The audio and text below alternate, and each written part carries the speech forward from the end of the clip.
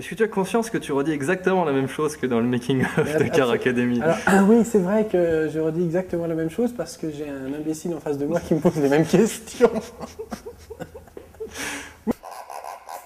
Ça suffit!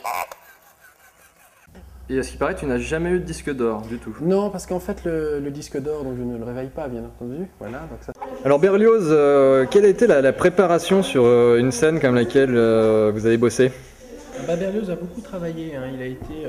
D'abord, il s'est préparé à rencontrer Bianca. Oui, mon bébé. Ah, un beau moment de Jean-Pierre Danel, ça. Ce bonus va apporter quelque chose d'intéressant. Oui, on va peut-être pas avoir de la promo dans 30 millions d'amis maintenant. Qu'est-ce que vous pensez de votre maître Jean-Pierre Danel? Oui, je pense que... Jean-Pierre, qui es-tu?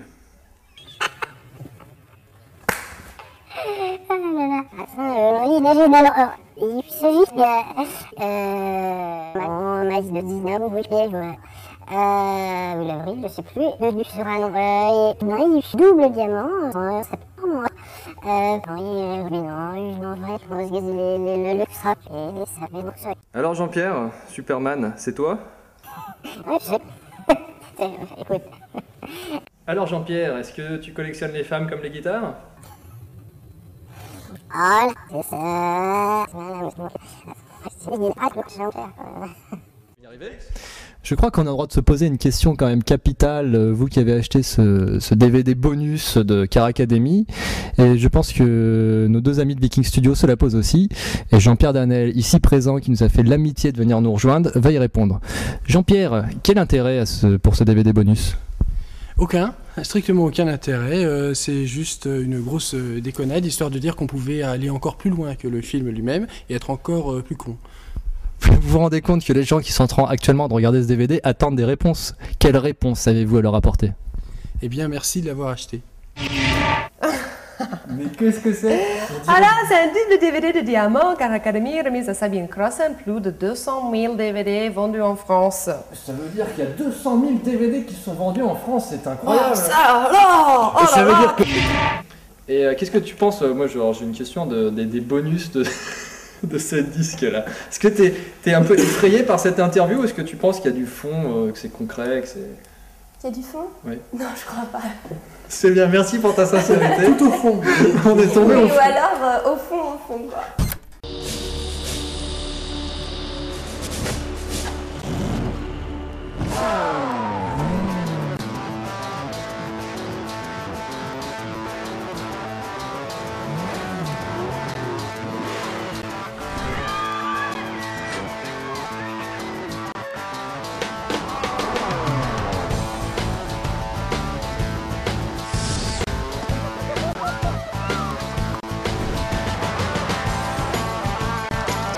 Alors, Car Academy, c'est un nouveau concept. En fait, le principe consiste à travers une petite histoire d'une fée qui vient d'espace pour se reproduire sur Terre, à découvrir de très très jolies voitures qui nous sont présentées par de très jolies comédiennes, sur un ton très humoristique, très 7 ou 8e degré au moins, très très parodique et déjanté.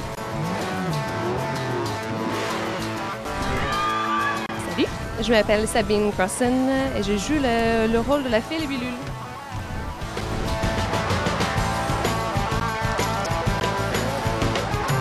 Bonjour, je m'appelle Prisca Lafleur et moi je joue le rôle de la blonde en fait. C'est un programme qui s'est tourné relativement vite, il y avait beaucoup d'éléments intégrés, il y avait des hélicoptères, des voitures et de magnifiques jeunes filles et qu'on tournait en multicaméra, donc on peut un petit peu rapprocher ça de la manière de tourner d'une sitcom un peu, quelque part. C'est marrant et c'est surtout qu'est-ce qu'ils vont penser papa et maman quand ils vont me voir à moitié nue. Je suis pas vraiment nue mais un peu dénudée.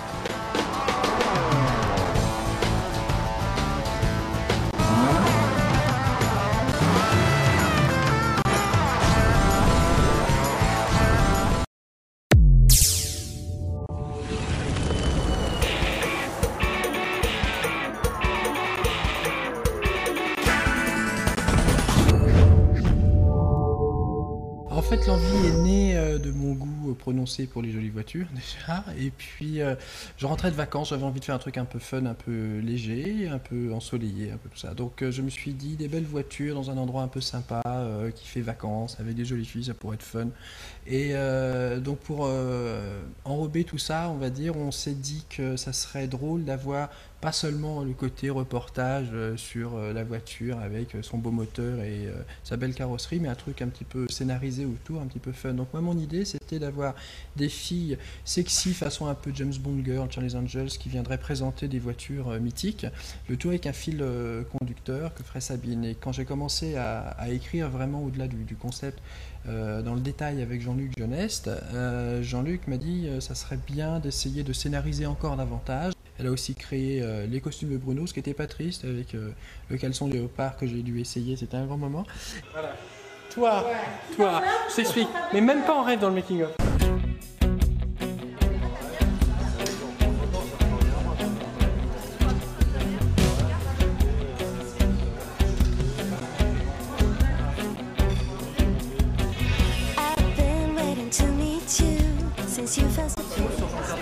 Oui, Jean-Pierre Danel, comment vous dire ça? C'est difficile, oui, alors j'aimerais pouvoir vous faire partager l'émotion qui est la nôtre, cette espèce de sentiment comme ça d'élévation et de plénitude. Ah, exceptionnel, un humour exceptionnel, il est le champion de l'haltérophilie de l'humour, voyez-vous, c'est-à-dire une subtilité, une finesse que le monde entier nous envie. Et on a eu la scène avec les ânes qui était pas évidente parce qu'en fait les ânes ils sont super paisibles et tranquilles.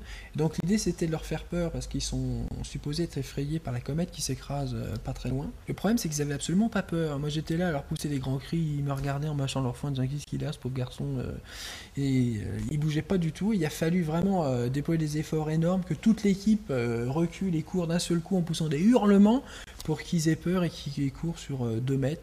Quand on a tourné quelques scènes en dehors de la propriété avec la Lamborghini, pour une scène où Luigi est avec Elodie dans les sous-bois, en fait la voiture est très bruyante et pas super sobre et discrète.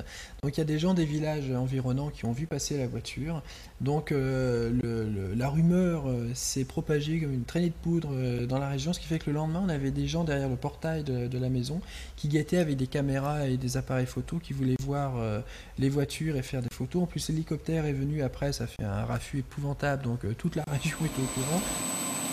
Au niveau logistique, c'était relativement organisé parce que c'était nécessaire, on était une trentaine de personnes à la maison. Il fallait prévoir évidemment tout ce qui était nourriture pour chacun, les végétariens dont je suis. Avec ma copine Sandra, on a découvert toutes les deux ce que c'était que de nourrir 26 personnes tous les jours.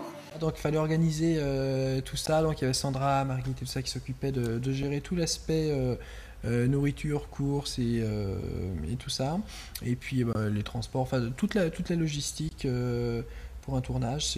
Ça paraît évident avant, mais à gérer après sur place c'est moins évident.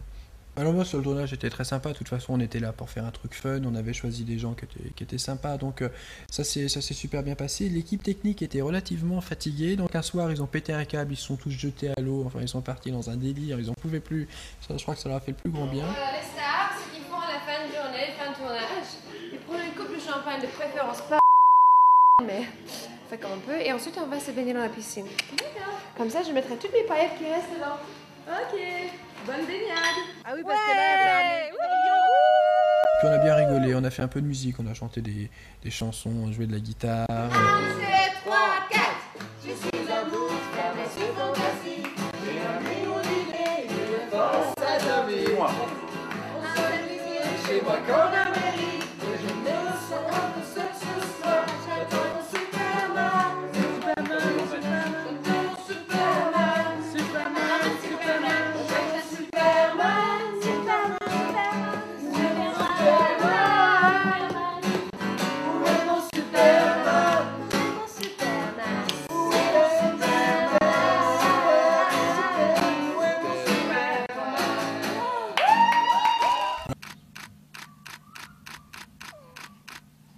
Bonne sportive, toi. Non, j'aime bien faire la roue. Christian Fournier dans ses œuvres, un métier difficile, un emploi du temps contraignant, des moments durs, très durs.